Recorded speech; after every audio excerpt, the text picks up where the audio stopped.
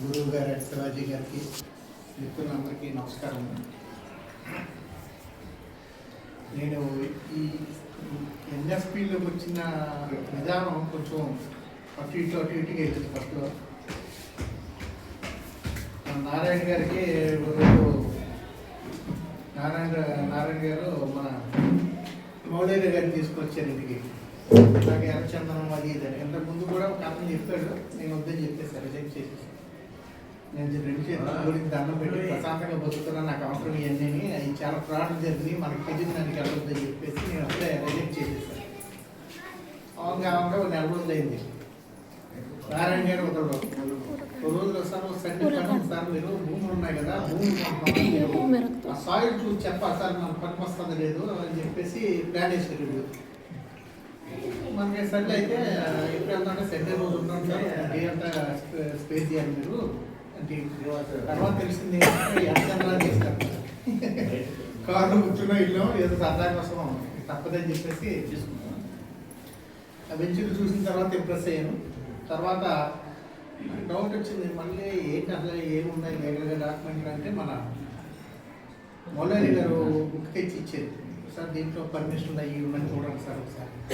ఆ బుక్ టీపై కింద అలా పెట్టుకోండి, సోఫా ముందు కే ఫోటో దాని కింద అలా పెట్టి మధ్య మధ్యలో ఒక 5 నిమిషాలు చదువుకోండి రోజు. 5 నిమిషాలు ఎక్కువ కూడా కాదు. చదువుతా నాకు డౌట్లు వచ్చి మళ్ళీ ఇంకే ఫోన్ చేసుకోండి మౌలాలి గారికి. సార్ అంటే మళ్ళీ తీసు ఆ బుక్ అంతా చదవాలి, నాకు అంత ఇంట్రెస్ట్ లేదు. తర్వాత చూడగా ఇంకా ఇంట్రెస్ట్ అయ్యాను. ఎందుకంటే నేను 2-3 మీటింగ్లో నా పర్మిషన్ గురించి ఎవరు చర్చించలేదు. డైరెక్ట్ ఆ పర్మిషన్ గురించి చర్చ ఉంటే మాకు అర్థమైపోయింది. మ్యాటర్ అర్థం కాక నాకు డ్రాగన్ 2.5 టైం పాస్ చేశాను.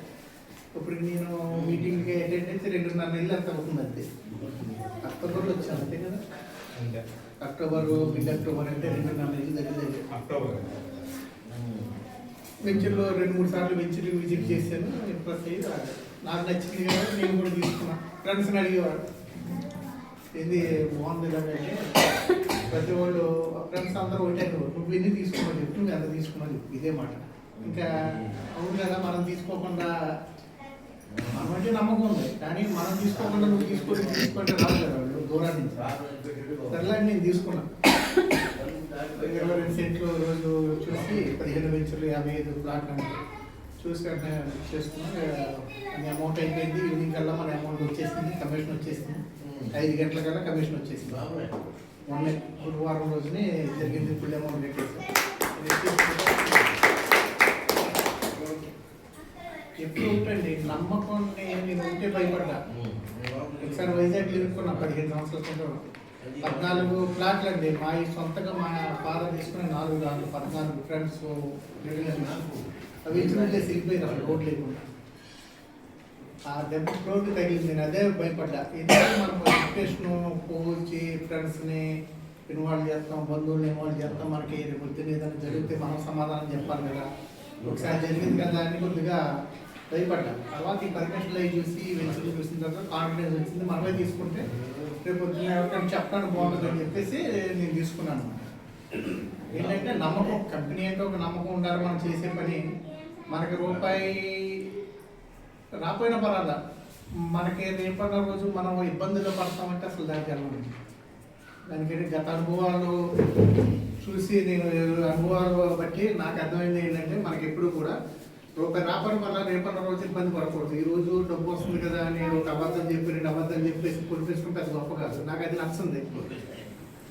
ఎందుకంటే కొంచెం ఎథిక్స్ మనలో ఉండాలి. అందుకే ఈ పర్మిషన్ అయి చూసిన తర్వాత నమ్మకం మీద తీసుకున్నా. ఈరోజు చెప్పుకోగలుగుతా బాబు నేను మంచి నమ్మకమైన కంపెనీ ఇది. నాకు ప్లస్ ఏంటంటే దీనికి నేను ఇంకో దానికి బాగా ఇంట్రెస్ట్ దేని చూపించానంటే వీళ్ళు వెంచర్ వరకు కాకుండా ఇండస్ట్రీ పెడతారని చెప్పి అప్పుడు వీడియో క్లిప్పింగ్లో ఇచ్చి కొద్దిగా నాకు ఇంట్రెస్ట్ పెరిగింది. ఒకప్పుడు స్లోగా చేద్దాం, మెల్లగా చేద్దాం, ఆలోచించేద్దాం కూడా ఈరోజు పరిగెడుతున్నాను. నాకు తెల్లారి లేచిన దగ్గర అసలు క్యాజువల్గా మాట్లాడాలి. ఏదంటే మౌలాలి గారితో మాట్లాడతా పొద్దున 7:30 అయిపోతుంది. మాకు పొద్దున్న 2-3 సార్లు చేస్తారు రోజుకి. అప్డేట్ ఏంటి అంటారు, ఏమవుతాడు పొద్దున్న ఇచ్చే అప్డేట్, మధ్యాహ్నం ఇచ్చాడు, మళ్ళీ రాత్రి ఫోన్ చేసి అప్డేట్ ఏం చెప్పండి అంట.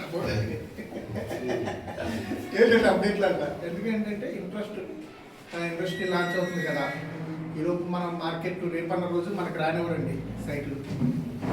మనం యాక్టివ్ లేకపోతే మన చేతికి రానివ్వరు. ఎన్ఎస్పి అనేది బ్రాండ్ అయింది. ఆన్లైన్లో తీసుకుని అయిపోతే మనం ఇలా ఉంటే అవుతండి. నాకు అర్థమైంది అది. ఎందుకంటే బ్రాండ్ పేరు పడనని చెప్పానండి మీకు.